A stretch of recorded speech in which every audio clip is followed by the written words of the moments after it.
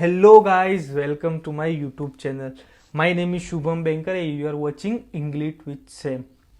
इस वीडियो में हम लोग देखेंगे what is the definition of novel, characteristics of novel and elements of novel. Video start करने से पहले मैं आप सभी से एक सवाल करना चाहूंगा, from which novel the movie three idiots was adopted, यानी थ्री इडियट मूवी कौन सी नोवेल पर से ली गई है। A option A pride and prejudice, option B the colour purple, option C 5 point someone, option D animal farm. आपका answer comment करके जरूर बताइए और सही आंसर जानने के लिए वीडियो के एंड तक बने रहे। अब हम बात करेंगे नोवेल वर्ड की। Novel word is a truncation of a Italian word novella. Truncation का मतलब होता है किसी चीज को काट के छोटा कर देना। तो ये एक नोवेला करके इटालियन वर्ड था, उसको उन्होंने काट के छोटा कर दिया और नोवेल वर्ड ले लिया डिक्शनरी में, और जिसका मतलब होता है अ न्यू स्टोरी। तो ये तो बात हो गई नोवेल वर्ड की। अब इधर उधर की बातों को करते हैं बेदखल। Let's start with the definition of the novel. Novel is a long narrative fiction in prose, यानी कि नोवेल एक तो सबसे पहले लॉन्ग होता है as compared to other literature. दूसरे लिटरेचरों के मुताबिक ये लॉन्ग होता है। फिर उसमें नैरेटिव फिक्शन होता है, नरेशन होता है, यानी कि जो राइटर है वो आपको एक कहानी सुना रहा है। फिर होता है फिक्शन आ गया इसमें। फिक्शन मतलब कि राइटर अपनी इमेजिनेशन से कैरेक्टर्स बनाता है, सेटिंग्स बनाता है, थीम्स बनाता है और वो सब उसमें यूज करता है। और ये जरूरी नहीं होता कि हर बार फिक्शन ही यूज हो, मतलब कई बार कोई ट्रू इवेंट्स पे भी नॉवेल बेस्ड हो सकती है, किसी की लाइफ पे भी नॉवेल बेस्ड हो सकती है, पर उसमें जो नॉवेल के अदर एक्सपेक्ट्स होते हैं वो इमेजिनरी होती है, वो फिक्शन से ही लिखता है। और ये सभी चीजें लिखी जाती है इन अ प्रोज, यानी कि एक प्रोज, जैसे हम लोग एसेज लिखते हैं, शॉर्ट स्टोरी हो गई, वैसे ही नॉवेल को भी लिखा जाता है। Not all fictions are novel but all novel are fiction, यानी कि सब फिक्शन नॉवेल नहीं होते पर सभी नॉवेल्स फिक्शन होती है। अब हम बात करेंगे कि नॉवेल की हिस्ट्री कैसी है। तो नॉवेल वर्ल्ड्स ओल्डेस्ट नॉवेल मानी जाती है। द टेल ऑफ गेंजी जो लिखा था मुरासाकी शिकुबु ने 11th सेंचुरी में जापानीज लैंग्वेज में लिखा था, और इंग्लिश लिटरेचर में नॉवेल का अपीयरेंस हुआ था 18th सेंचुरी में। अब ये एक क्वेश्चन तो हम सबके दिमाग में आता ही है कि वाई नॉवेल्स लिखना स्टार्ट हुई।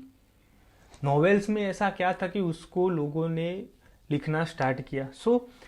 उस टाइम पे 18th सेंचुरी की बात कर रहा हूँ, उस टाइम पे एपिक पोएट्रीज ज्यादा चल रही थी। बट एपिक पोएट्रीज में क्या होता था कि लोगों को आपको इकट्ठा करना पड़ता था और उससे सुनाना पड़ता था। कि जब नॉवेल आई तो नॉवेल क्या करता था कि वो रीडर को एक मोर पर्सनल एक्सपीरियंस प्रोवाइड करता था, कि जिसमें बहुत डीपली नरेट होता था, जिससे कि आप महसूस कर पाते थे कि जो कैरेक्टर है स्टोरी का वो आप ही हो, या आप ही उस स्टोरी के अंदर हो, आप ही सब कुछ फील कर सकते थे। इसीलिए नॉवेल्स को लिखना स्टार्ट हुआ। अब हम देखेंगे कैरेक्टरिस्टिक्स ऑफ नॉवेल, यानी कि नॉवेल की पहचान क्या होती है। तो सबसे पहले इट्स अ प्रोज नैरेटिव, ये प्रोज होता है और नैरेटिव होता है और फिक्शन भी होता है। फिर हो गया प्लॉट, इसमें प्लॉट होता है, प्लॉट यानी कि स्टोरी। प्लॉट के बारे में हम अच्छे से आगे जानेंगे एलिमेंट्स ऑफ नॉवेल में। फिर होती है सर्टेन लेंथ, इसकी एक सर्टेन लेंथ होती है। अब आप लोग सोच रहे होंगे कि क्यों नॉवेल्स को लंबा क्यों लिखा जाता है। उसको शॉर्ट स्टोरी में जैसे भी लिख ही सकते हैं ना, उसमें भी स्टोरी होती है, नॉवेल में भी स्टोरी होती है। सो नॉवेल को लंबा इसलिए लिखा जाता है to for the theme can be expand and developed। जो नॉवेल की थीम होती है वो अच्छे से एक्सपांड हो सके, उसको अच्छे से रीडर समझ सकता है, उसके लिए इसको लॉन्ग लिखा जाता है कि जिससे थीम भी अच्छे से कंस्ट्रक्ट हो सके। फिर आते हैं कैरेक्टर्स। नॉवेल में कैरेक्टर्स होते ही है, कैरेक्टर्स से बिना तो आपकी स्टोरी ही नहीं चलती। तो ये थे कैरेक्टरिस्टिक्स ऑफ नॉवेल के। अब हम लोग देखेंगे एलिमेंट्स ऑफ नॉवेल, कि जो नॉवेल का एक बहुत ही इंपॉर्टेंट टॉपिक है। सो नॉवेल में क्या होता है, कौन सी चीजें इकट्ठा होके नॉवेल को बनाती है, उसको हम लोग एलिमेंट्स ऑफ नॉवेल कहते हैं। तो पहला एलिमेंट्स ऑफ नॉवेल है इज कैरेक्टर्स। अब कैरेक्टर्स क्या होते हैं नॉवेल में? तो characters are the player with the story. आपकी जो स्टोरी चल रही है उसको कौन चला रहा है, वो होते हैं आपके characters. They can be human being, animals, aliens और इवन सेंटिनेंट्स ऑब्जेक्ट।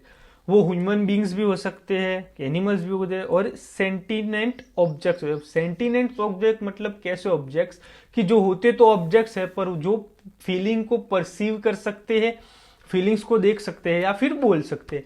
जैसे कि हो गई टॉय स्टोरी मूवी है, उसमें कैसे जो सभी टॉय होते हैं वो सभी बोल सकते हैं, रो सकते हैं, फील कर सकते हैं। तो वैसे ही कैरेक्टर्स होते हैं सब नॉवेल्स में। E.M. फोस्टर जो एक इंग्लिश नॉवेलिस्ट थे और क्रिटिक थे, उनका मानना ऐसा था कि there are two types of character in every novel. First is a flat, the second is a round.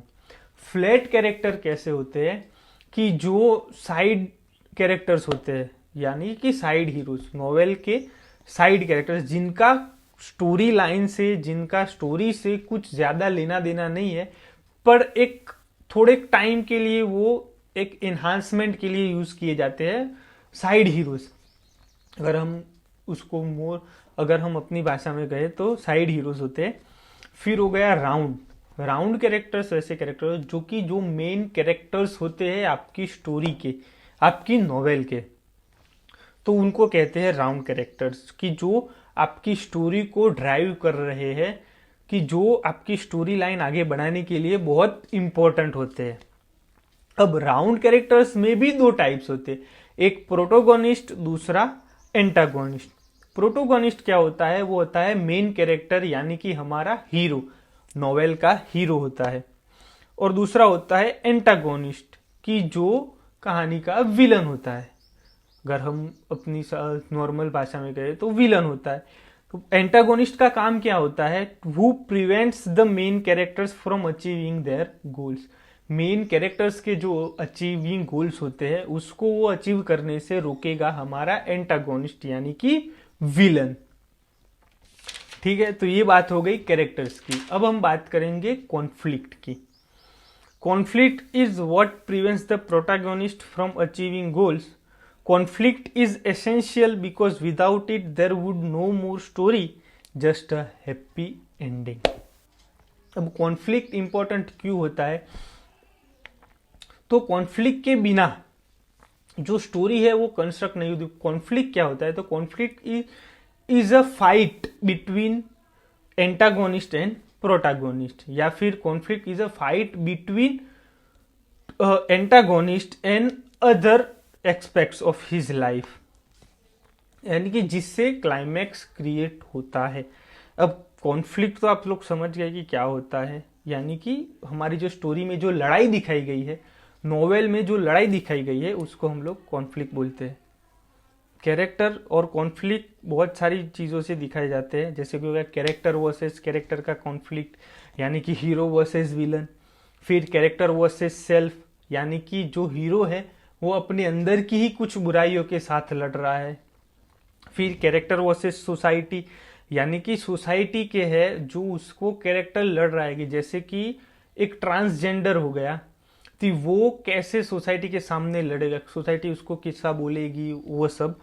फिर हो गया कैरेक्टर वर्सेस फेट, यानी कि हमारा जो कैरेक्टर है वो अपने ही नसीब से लड़ रहा है। कैरेक्टर वर्सेस नेचर, यानी कैरेक्टर है वो जो नेचर से लड़ रहा है, कि जैसे हो गया कि मान लो कोई पायरेट्स है, वो जा रहा है अपना जहाज लेके समुद्र में से, और समुद्र में तूफान आ गए, तो वो कैसे उस चीज से लड़ेगा, वो होता है हमारा कॉन्फ्लिक्ट। फिर कैरेक्टर वर्सेस टेक्नोलॉजी हो गया, आपने रोबोट मूवी तो देखी है, चिट्टी, तो उसमें भी वो टेक्नोलॉजी के सामने ही लड़ रहे हैं ना, वशीकरण और वो सब। फिर हो गई कैरेक्टर्स वर्सेस अननेचुरल फोर्सेस, यानी कोई घोस्ट है या कोई जादूगर है या कोई विच है कि उसके सामने लड़ रहा है हमारा कैरेक्टर, तो उसको कैरेक्टर वर्सेस अननेचुरल फोर्सेस का कॉन्फ्लिक्ट बोलेंगे। तो ये बात हो गई कॉन्फ्लिक्ट की। कॉन्फ्लिक्ट होता है झगड़ा, हमारी जो नॉवेल में जो प्रॉब्लम चल रही है उसको हम लोग कॉन्फ्लिक्ट कहते हैं। अब बात हो गई प्लॉट की। तो प्लॉट क्या होता है? तो plot is the chronological order of events which form the story, यानी कि हमारी जो स्टोरी चल रही है उसके जो क्रोनोलॉजिकल इवेंट्स है उसको बोलते हैं हम लोग प्लॉट। अब बारीकी ये ध्यान से समझने की बात है कि प्लॉट और स्टोरी ये दोनों अलग अलग चीजें हैं, ये दोनों सेम नहीं है। कई बार स्टूडेंट्स होते हैं वो कंफ्यूज हो जाते हैं कि प्लॉट भी एक स्टोरी है और स्टोरी है। प्लॉट और स्टोरी दोनों सेम चीज नहीं है। मैं आपको समझाऊंगा कि जो स्टोरी होती है वो what is your book about, यानी कि आपकी बुक आपको क्या कहना चाह, आप जो नॉवेल पढ़ रहे हो वो किसके बारे में है, तो वो हो गई आपकी स्टोरी, आपकी नॉवेल की स्टोरी।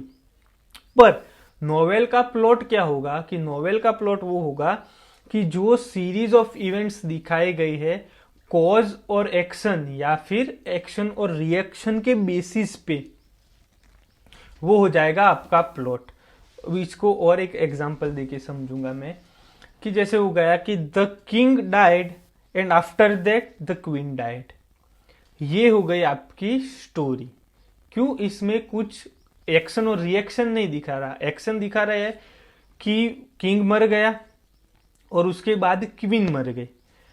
अब प्लॉट क्या बोल सकते हैं हम? The king died and after that queen died in grief, यानी कि एक्शन क्या हुई? राजा के मरने के, और राजा का मरने का रिएक्शन क्या आया? तो जो क्वीन थी वो ग्रीफ में मर गई। और दूसरा भी एग्जांपल दे, कोई मूवी का, जैसे मूवी पद्मावत हो गई, तो उसमें कैसे वो लास्ट में जौहर कर देते हैं, अपने आप को आग लगा देते हैं। सो पहले क्या था? तो पहले जो किंग है वो मर जाता है, तो वो एक्शन हुई, और उसका रिएक्शन क्या आता है? तो उसके बाद क्वीन जो होते हैं वो भी मर जाते हैं। सो ऐसे एक्शन और रिएक्शन के बेसिस पे ही हमारा प्लॉट चलता है। फिर गुस्ताव फ्रेटेक करके एक जर्मन नोवेलिस्ट थे और क्रिटिक थे 19th सेंचुरी के। उन्होंने देखा कि जितने भी प्लॉट्स हैं नोवेल के, वो सभी प्लॉट एक पर्टिकुलर स्ट्रक्चर को फॉलो करते हैं।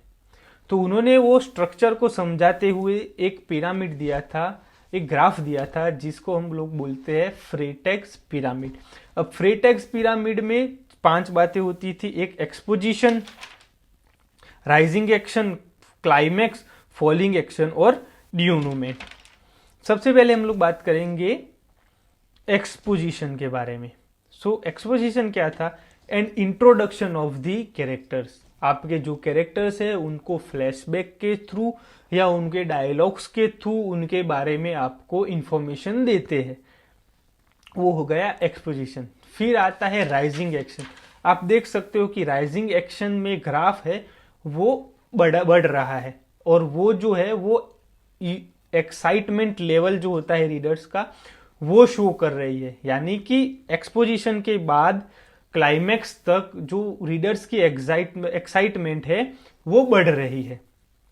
तो राइजिंग एक्शन में क्या होता है कि events that main character encounters that events led to climax. ऐसे इवेंट्स जो हमने बात की ना आगे कॉन्फ्लिक्ट की, तो राइजिंग एक्शन में ही कॉन्फ्लिक्ट आएगा कि कॉन्फ्लिक्ट जो होता है जिससे कि एक क्यूरियोसिटी क्रिएट होती है रीडर्स में, सस्पेंस बिल्ट होता है, टेंशन बिल्ट होता है। सस्पेंस जो होता है वो शार्प होता है कि हम लोग सोचते हैं ना कि क्या होगा, या अब हमारा कैरेक्टर या जो हीरो है वो सच में लड़ पाएगा, क्या वो विलन को हरा सकता है। वही सब जो इवेंट्स होते हैं वो राइजिंग एक्शन में आते हैं। फिर आता है हमारा क्लाइमैक्स। क्लाइमैक्स क्या है? तो climax is a turning point of the story, यानी कि एकदम से वक्त बदल दिया, जज्बात बदल दिए, जिंदगी बदल दी, वो चीजें आएगी हमारी क्लाइमैक्स में। एग्जाम्पल से देखेंगे कि जैसे हमारे हीरो हो गया, जैसे मेन कॉन्फ्लिक्ट हो गया, उसको विलन के साथ उसकी फाइट चल रही है, तो वो हम लोग क्लाइमैक्स कंसिडर कर सकते हैं। फिर होता है फॉलिंग एक्शन। फॉलिंग एक्शन आता है क्लाइमैक्स के बाद। अब क्लाइमैक्स खत्म हो गया, जो हीरो और विलन का जो मेन कॉन्फ्लिक्ट था वो रिजॉल्व हो गया। अब आप देख सकते हो कि ग्राफ जो है वो नीचे आ रहा है, यानी कि जो रीडर्स की एक्साइटमेंट लेवल है वो कम हो रहा है, क्योंकि मेन कॉन्फ्लिक्ट खत्म हो गया। अब जो दूसरे कॉन्फ्लिक्ट बचे हुए होते हैं, छोटे छोटे कॉन्फ्लिक्ट्स या छोटे छोटे प्रॉब्लम्स होते हैं, उन सबको एड्रेस कर देता है हमारा राइटर या नोवेलिस्ट। फिर आता है डिनोमेंट। डिनोमेंट मतलब एंड ऑफ अवर नोवेल। अब कहानी खत्म हो गई है। कई बार डिनोमेंट में प्रीलॉग भी दिखाते हैं। प्रीलॉग का मतलब होता है कि फ्यूचर में दिखाई गई कोई चीज, जैसे कि अभी हमारी कहानी खत्म हुई तो कई मूवीज में आपने देखा होगा कि वो दिखाते कि आफ्टर 10 ईयर्स, आफ्टर 15 ईयर्स उन लोगों की फैमिली हो गई है। और बेसिकली वो दिखाते हैं कि आपके जो नॉवेल के कैरेक्टर्स थे वो हाउ दे एंड्स अप, वो उनकी जो लाइफ की जर्नी है वो कैसे खत्म होती है, वही सब चीजें दिखा देते हैं एंडिंग में। फिर हम लोग बात करेंगे सेटिंग्स की। सेटिंग क्या होता है, तो the background in which story takes place. हमारी जो स्टोरी चल रही है उसका बैकग्राउंड क्या है, उसको हम लोग सेटिंग बोलते हैं। जैसे कि हमारा कोई कैरेक्टर है वो हॉस्पिटल में है, तो उसके आसपास जो इमीडिएट सराउंडिंग होगी वो भी सेटिंग होती है। जैसे कि हॉस्पिटल में है तो यहाँ पे बेड हो गए, बेड पे पेशेंट्स हो गए, उनको दवाइयाँ चल रही होगी, उनकी ट्रीटमेंट हो रही होगी, नर्सिस भी घूम रहे होंगे, डॉक्टर भी होंगे और वो सब। फिर टाइम ऑफ डे, यानी कि कौन सा डे है, मॉर्निंग है, संडे, इवनिंग हो गया, आफ्टरनून हो गया। फिर वेदर, यानी कि रेनी है वेदर है, क्लाउडी वेदर है, स्ट्रोमी वेदर है। सीजन हो गया, समर, विंटर। हिस्टोरिकल पीरियड, यानी कि कौन सी एज में ये चल रहा है। जैसे कई नॉवेल बेस होती है आज के जमाने पे, कई नॉवेल बेस होती है कि जैसे कि वाइल वी वेर कॉलोनाइज्ड, जब हम पर अंग्रेज हुकूमत करते थे उस टाइम पे भी बेस होती है कई नॉवेल। तो ऐसे ही हिस्टोरिकल पीरियड्स हो गया।